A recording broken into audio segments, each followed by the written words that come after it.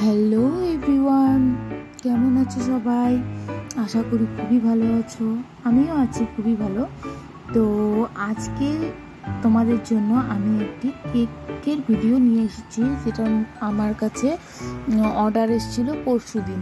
তো এই অর্ডারি কেকটা তোমাদের সঙ্গে আমি শেয়ার করলাম কিভাবে আমি এটা বানিয়েছিলাম। তো দেখো, আমি এটা কেক প্রিমিক্স দিয়েই বানিয়েছিলাম, দোকান থেকে কেনা কেক প্রিমিক্স, যেটার মধ্যে ময়দা, চিনি পরিমাণ মতো সব কিছু দেওয়া থাকে। তো এটা বানাতে হলে তোমাদেরকে শুধুমাত্র একটা দোকান থেকে কেককে প্রিমিক্স নিয়ে আসবে তোমরা। নিয়ে এসে তার মধ্যে যদি সেটা 2 কাপ নাও তাহলে জল নেবে 1 কাপ, মানে সমপরিমাণ 4 কাপ যদি এই প্রিমিক্সটা নাও তাহলে 2 কাপ জল নিতে হবে তোমাদেরকে। তো এটা দিয়ে ভালো করে এটাকে মিক্সড করে নিতে হবে। করে নিয়ে 1 চামচের মতো তেল দিতে হবে, রিফাইন্ড অয়েল।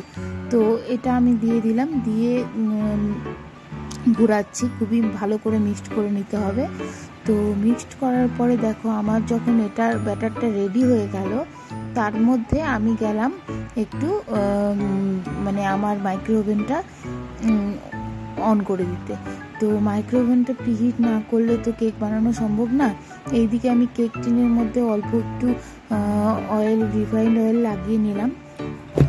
তো আমি এখানে 5 মিনিটের জন্য কেকটা মানে মাইক্রোওভেনটাকে প্রিহিট করতে দিলাম। এখানে আমি একটা ভুল করে ফেলেছিলাম কি, আমি এই কেক টিনের মধ্যে রিফাইন্ড অয়েল দিয়েই আমি প্রিমিক্সটা ঢেলে দিয়েছিলাম। তো আমার এটা মানে ভুল হয়ে গেছিলো, তারপর আমি ঠিক করে ফেলেছি, যদিও তোমাদের ওই ক্যামেরাতেও দেখানো হয়নি। তো আমি এটার ওপর এই যে বাটার পেপারটা লাগাতে ভুলে গেছি। তোমাদের কাছে যদি বাটার পেপার না থাকে তো আমার মতন এখানে তোমরা যে কোনো একটা পেজ কেটে তার মধ্যে অয়েল লাগিয়ে নিয়ে বা বাটার ব্রাশ করে লাগাতে পারো। তারপরে এই প্রিমিক্সটাকে ঢেলে দেবে, আর ঢালার পরে এটাকে ভালো করে একটু কেক টিনটাকে বাড়ি দিয়ে নেবে চারপাশ থেকে, কারণ যাতে সম্পূর্ণটা সমানভাবে পড়ে যায়। কারণ কেকটা তো তোমাদের সব দিক থেকেই সমান লাগবে, উঁচু নিচু হলে দেখতেও খারাপ লাগবে। তার জন্য এটাকে ভালো করে একটু এই যে আমার মতো করে বাড়ি দিয়ে নেবে। তো এরপর আমরা চলে গেলাম মাইক্রোওভেনের কাছে। তোমাদের কাছে যদি মাইক্রোওভেন নাও থাকে তোমরা প্রেসার কুকারেও ইউজ করতে পারো, আবার কড়াইয়েও দিতে পারো। তারপরে আমি এই যে উপরে আমার একটা মেনু আছে, তো এখানে গিয়ে আমি এগলেস চকলেট কেক তো বানাইনি, তো আমি দেখলাম স্পঞ্জ কেক বানাতে হলে যেটা দিতে হয় মানে 170 ডিগ্রি দিয়ে তারপরে আমি এটা স্টার্ট করে দিলাম। তো এটা তারপর আমি অপেক্ষা করতে লাগলাম। অপেক্ষা করার সময় ভাবলাম এইদিকে আমি কেকের ক্রিমটা আমি ফেটাতে শুরু করি। তো আমি এটা হ্যান্ড ব্লেন্ডার নিয়ে নিলাম। হ্যান্ড ব্লেন্ডার দিয়ে ভালো করে চিনির গুঁড়ো দিয়ে, মানে চিনিটাকে তোমরা গুঁড়ো করে নেবে একদম, সেটা মিক্সচারেই হোক আর শিলপাটাতেই হোক।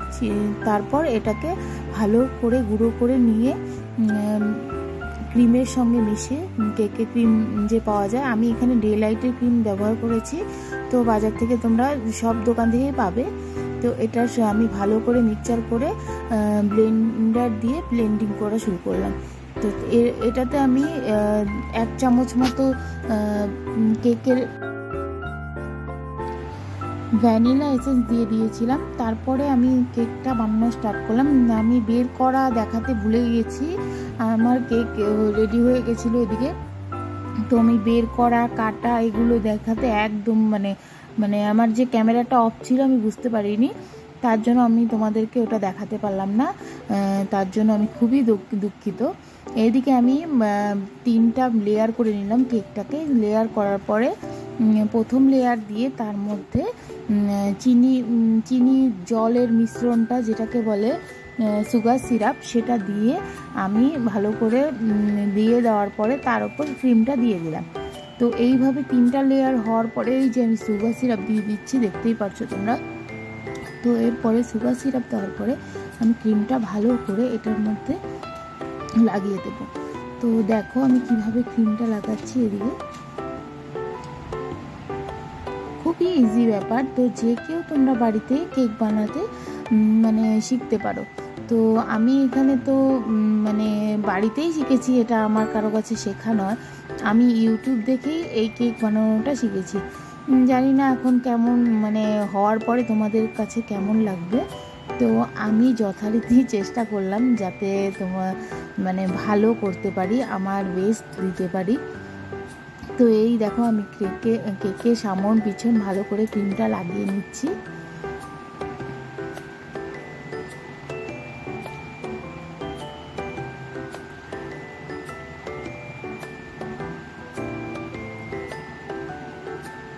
এটা তোমাদের খুবই স্মুথলি করতে হবে এই কাজটা, কারণ এটার মধ্যেই কেকের সৌন্দর্যটা লুকিয়ে থাকে।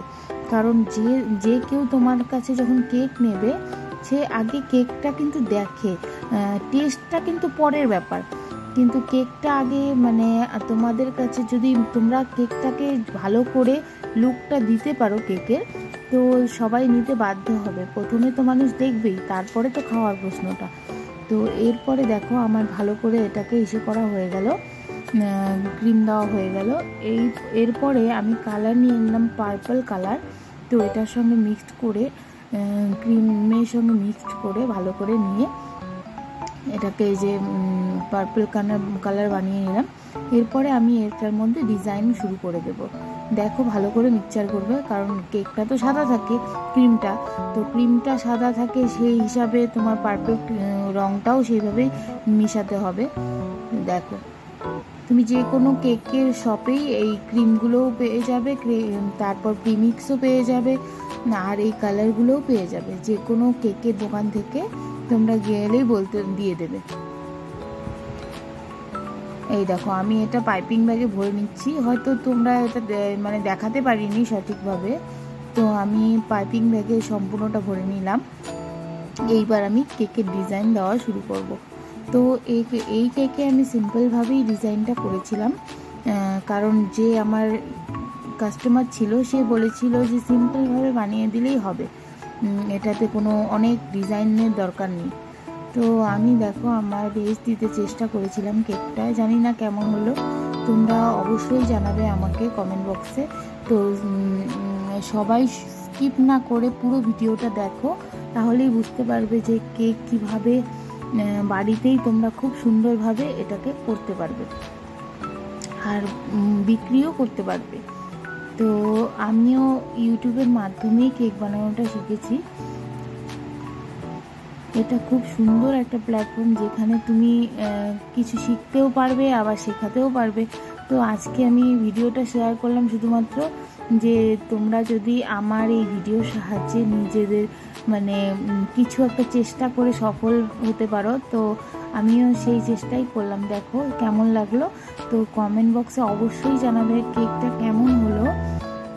এই দেখো আমি ক্রিম দিয়ে পাইপিং ব্যাগে ভরে ক্রিমটা ভরে তারপরে এটার মধ্যে রোজ বানানো চেষ্টা করলাম।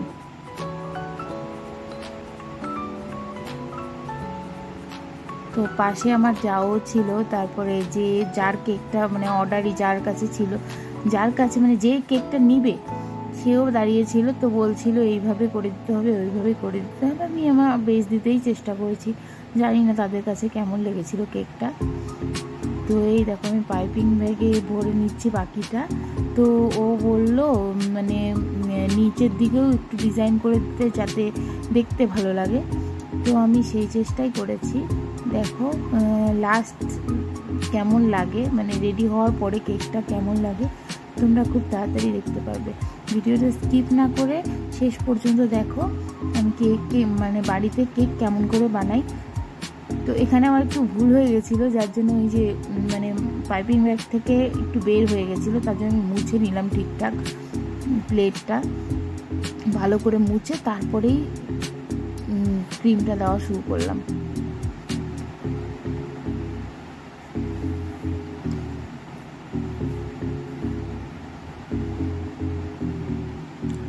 লাস্টের লুকটা খুবই ভালো ছিল কেকে। তো যে নিয়েছিল সেও বলেছিল খেতেও যেমন খুব ভালো হয়েছে, দেখতেও সেরকমই ভালো হয়েছে।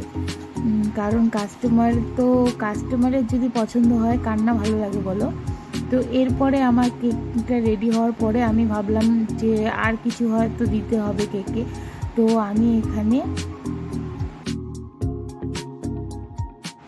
সুগার বল অ্যাড করে দিয়েছিলাম এই মানে রোজগুলোর ওপরে। দেখো তুমি এরকম মানে এরকম গোল্ডেনও পাওয়া যায় বাজারে, আবার সব কালারেই পাওয়া যায়। আমি এখানে সিলভার সুগার বল ইউজ করেছিলাম কারণ আমার কাছে এটাই ছিল। তো আমি এই যে দেখো কীভাবে সুগার বলগুলো দিচ্ছিলাম আমি, দেওয়ার পরে কেকটা আরও ভালো লাগছিল, কেকটা সৌন্দর্য বাড়িয়ে তুলেছিল এই সুগার বলগুলো। তো দেখো লাস্টে কেকটাকে কত সুন্দর দেখা যায়।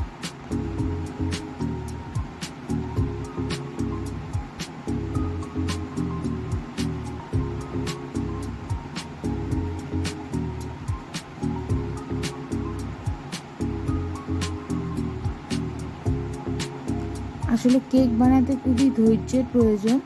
তো তুমি যদি একজন ভালো বেকার হও তো তোমাকে ধৈর্য সহকারে কেক বানাতে হবে এবং কাস্টমারের পছন্দ মতো মানে এটাকে যতটা ভালো করা যায় তোমার বেস্টটাই দিতে হবে।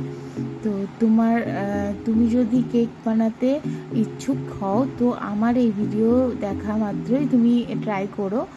সেরকম কিন্তু কোনো খাটনি নেই কেক বানাতে, কিন্তু খুবই পরিষ্কার পরিচ্ছন্নভাবে কেক বানাতে হবে।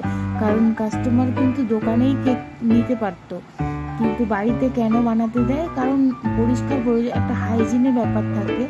তো তাই কাস্টমাররা বেশিরভাগ বাড়ি থেকেই যে কোনো মানে বেকারের থেকেই কেকটা নিতে পছন্দ করে, কারণ তারা খুব হাইজিনিক হয়, পরিষ্কার পরিচ্ছন্নভাবে কেকটা বানায়। তো দেখো আমার ফাইনাল লুকটা কেকের কেমন হয়েছে কমেন্ট বক্সে অবশ্যই জানাবে। আর যারা যারা মানে কেক বানাতে ইচ্ছুক তারা এই কেকটা দেখে বাড়িতে বানাতে চেষ্টা করবে। তো আমি লাস্টে এই কেকটার নামটা মানে যার নামে কেকটা ছিল আমি এই নামটা দিতে ভুলে গেছিলাম, যার জন্য ফ্রিজ থেকে বার করে আবার এটার ওপর নাম লিখতে শুরু করলাম। তো এখানে তোমাকে এই কেকটা বানানোর পরে 1 ঘন্টার জন্য হলেও ফ্রিজে রাখতে হবে, কারণ এটা সেট হওয়ার ব্যাপার থাকে। তো বন্ধুরা ভালো লাগলে অবশ্যই লাইক কমেন্ট শেয়ার করে দিও। Bye bye.